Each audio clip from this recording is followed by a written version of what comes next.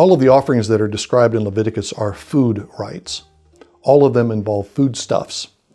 The things that Israel's supposed to gather and bring into the tabernacle courts are staples of their diet. They're supposed to bring flour mixed with oil and baked or fried. In other words, they're supposed to bring bread. They bring animals, and those animals are brought in. Those are animals that they eat. They probably didn't eat as much meat as we do in the modern age, but they ate meat. And the animals that they bring are going to be slaughtered, and they're going to be dismembered, and they're going to be offered as food. Their food rites, the stuff of Israel's worship is food, and the rites themselves are food rites. In every case except the ascension offering, some human being, eats a portion of the animal. If it's a purification offering, then the priest gets a portion. If it's a peace offering, then the worshiper gets a portion too. If it's a guilt offering or a compensation offering, then the priest also gets a portion. Only in the case of the ascension offering and certain forms of the purification offering is there nothing given to human beings. But all of that sacrificial food is described in Leviticus as the bread of Yahweh.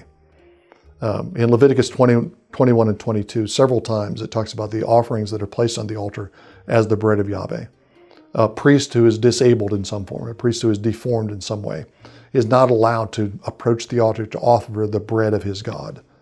The altar portions are placed on the altar, which is a table, so that Yahweh can eat it, consume it in his fire. He is a consuming fire. The fire on top of the altar is his fire, and it's his table, and he eats those portions into himself. And whatever Israel eats, whatever the priests eat, or whatever lay Israel eats, those are crumbs that fall from the master's table.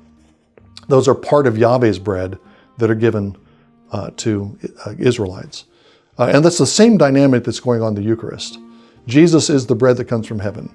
Jesus is the bread of life. He is the bread of his Father, whose purpose in life, whose bread is to do the will of his Father. He offers himself as a fully satisfying offering to the Father, as the true bread that lays down his life for us.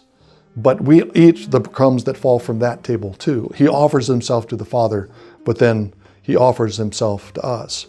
As Israel ate from the bread of Yahweh, the sacrificial portions on the altar, so we eat from the bread of the Father that he gives to us, Jesus Christ our Lord.